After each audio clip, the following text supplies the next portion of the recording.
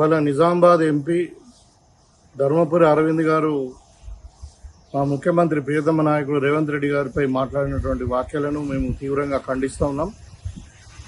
నేను అడుగుతా ఉన్నాను అరవింద్ గారిని, ఈ నిజామాబాద్ జిల్లాకు 12 సంవత్సరాలకు బీజేపీలో కేంద్ర ప్రభుత్వం ఉన్నటువంటి బీజేపీ పార్టీ నిజామాబాద్కు ఏమి ఇచ్చిందో చెప్పాలా?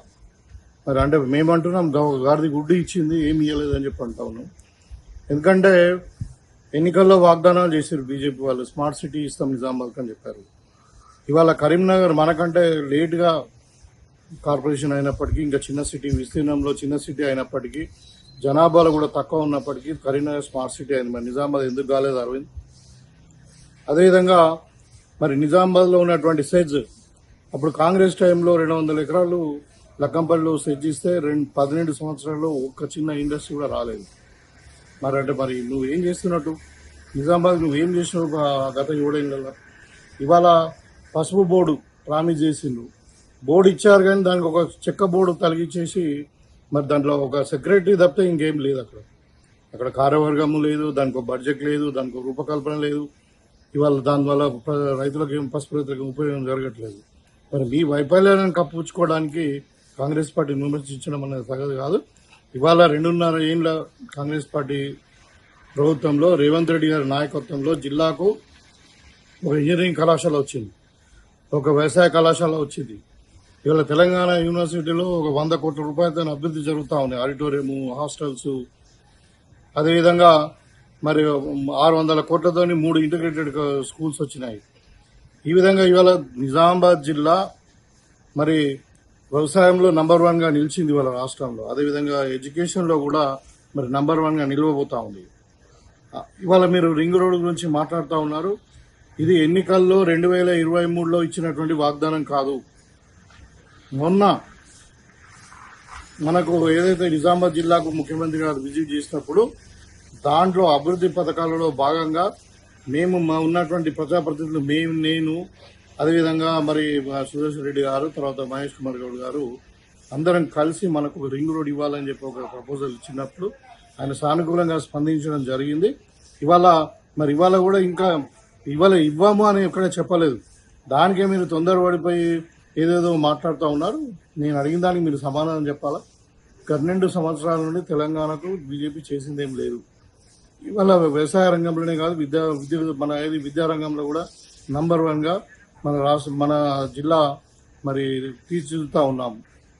ఇవాళ మహేష్ కుమార్ గౌడ్ గురించి మాట్లాడుతూ ఉన్నారు మీరు. ఒక బీసీ బిడ్డకు నిజామాబాద్ జిల్లాకే 2 సార్లు, ఒకసారి డి శ్రీనివాస్ గారికి 2 పర్యాయాలు, మరి వీళ్ళ 3వసారి మరి మహేష్ కుమార్ గౌడ్ గారికి రాష్ట్ర నాయకత్వం అప్పచెప్పినటువంటి ఘనత కాంగ్రెస్ పార్టీది.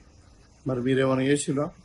ఎప్పుడైనా మీరు బీసీలకు నాయకత్వం ఇచ్చిరా? ఇస్తే ఆ ఉన్న బండి సంజయ్ గారిని తీసేసి ఇవాళ ఓసీలకు రాష్ట్ర నాయకత్వం అప్పచెప్పినటువంటి మీరు ఇవాళ మహేష్ కుమార్ గౌడ్ గురించి మాట్లాడడం అన్నది కరెక్ట్ కాదు.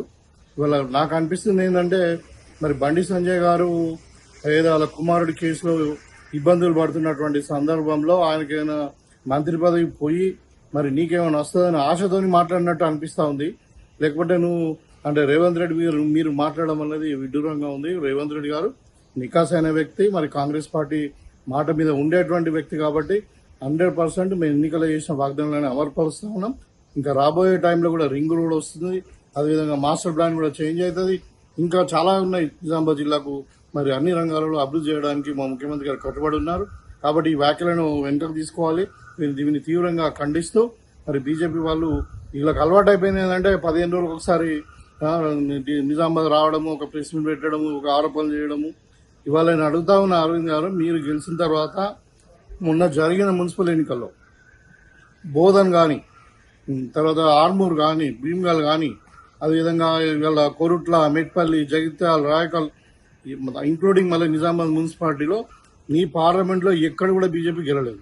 ఇవాళ మాట్లాడుతున్నాను కాంగ్రెస్ పార్టీ మళ్ళీ రాదు, బీజేపీ ప్రభుత్వం వస్తున్నాడు, అది కల్లాది, మీ కల్లాగానే మిరిగిపోతుంది. ఇంకా 30 ఏళ్ళ దాకా కూడా కాంగ్రెస్ పార్టీ ఇక్కడ ప్రభుత్వమే ఉంటుంది. బీజేపీ రావడం అన్నది అది సాధ్యం కాదు. ఎందుకంటే ఇవాళ దేశం మొత్తం కూడా చూస్తూ ఉంది.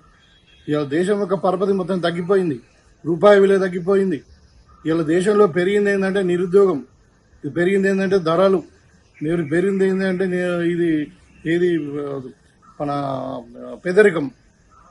సో ఇవన్నిట్లో కొట్టుమిట్టాడుతున్నట్టు మీ వైఫల్యాలను ఇవాళ దేశ ప్రజల మీద రుద్దడానికి ప్రయత్నం చేస్తా ఉన్నాం. మొన్న మోడీ గారి మాటల్లోనే తేలిపోయింది మేము విఫలమైనామని చెప్పి. ఇలా వికసిత భారత్ కాదు, మరి వెనుకబడిన భారతదేశంగా మారుతుంది. కాబట్టి మీకు ప్రజలు గద్దెదించడానికి సిద్ధంగా ఉన్నారు, కానీ కాంగ్రెస్ పార్టీ కాదు. రాబోయే కాలంలో ఖచ్చితంగా 2029లో మా ప్రధానమంత్రిగా, దేశ ప్రధానమంత్రిగా రాహుల్ గాంధీ గారు కాబోతున్న ఇండియా కూటమి నుండి ఇక్కడ రేవంత్ రెడ్డి గారు కూడా ఇంకా 15 వరకు కూడా ముఖ్యమంత్రి ఉంటారు.